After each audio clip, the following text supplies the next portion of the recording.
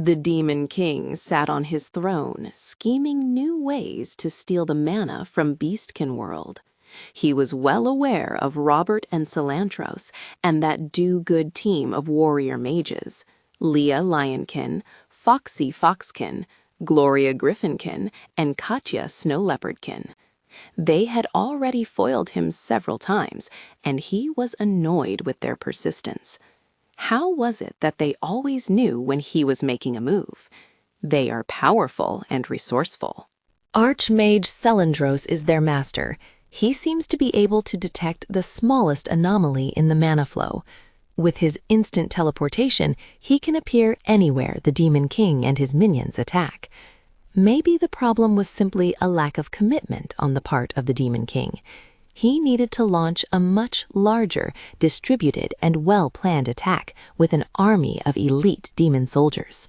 For this, he would need to prepare a large, well-trained force to achieve his goal.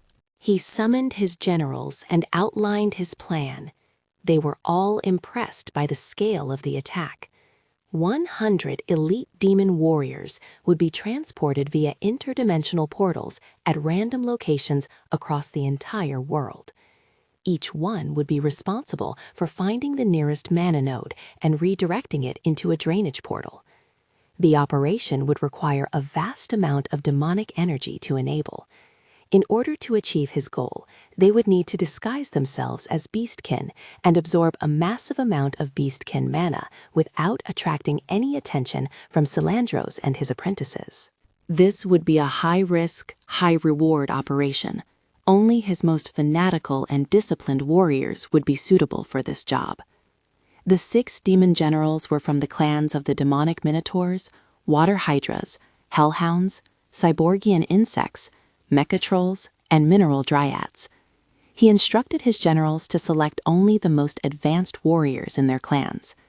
They would return within 24 hours to present their teams. They left immediately and rallied their elite forces to select their most intelligent and cunning troops. After they gathered their teams, they returned to the Demon Lord's castle. It was a sight to behold when all the forces gathered in the battle arena at the Demon Lord's castle, with each team aligned in perfect coordination in a display of their worthiness to be included in this operation. The Demon King inspected each warrior individually, gazing into their dark souls to assess the extent of their commitment to the task. Any who did not meet his standards were immediately ejected and sent back to their realm. In the end, there were a total of 66 warriors who made the cut. The Demon King was not satisfied with this number, as he was expecting more from his troops, but he had to acknowledge that it was hard to find serious workers in the demon realm. The nature of demons was to be selfish, lazy, and unreliable, which always made it harder to get anything done. That was why he normally only relied on himself to achieve anything of substance. He started the initiation ceremony. He had to impart the knowledge of fusing the mana from Beastkin World with demonic energy without triggering Cilantros' alert system, as the demon warriors would need to live in Beastkin World for a few months, while they slowly absorbed enough mana to enable the second phase of the plan. First, they were all transformed into Beastkin form. Then the instructions were implanted into their minds. After transportation, they were to live quietly in the Beastkin World. They would have to take on jobs where the payment was in mana credits. Then they would be able to redeem the credits for mana infusions. Their sole task was to blend in and work hard for mana credits. This obviously was not an easy job for a demon to accomplish, especially for a long period of time. Ordinary demons are always looking for shortcuts and ways to steal, so this is why the operation required only the most disciplined and fanatical elite demon warriors to pull off. Once they were all transformed, and they had tested their infusion methods on a mana stone stolen in a previous operation, they were all ready to be transported to the Beastkin World dimension.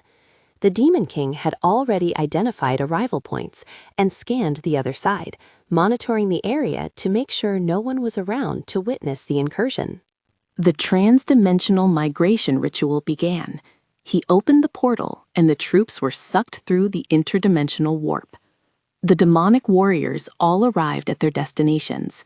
The weather was dark and dreary, with cloud cover surrounding the entire area.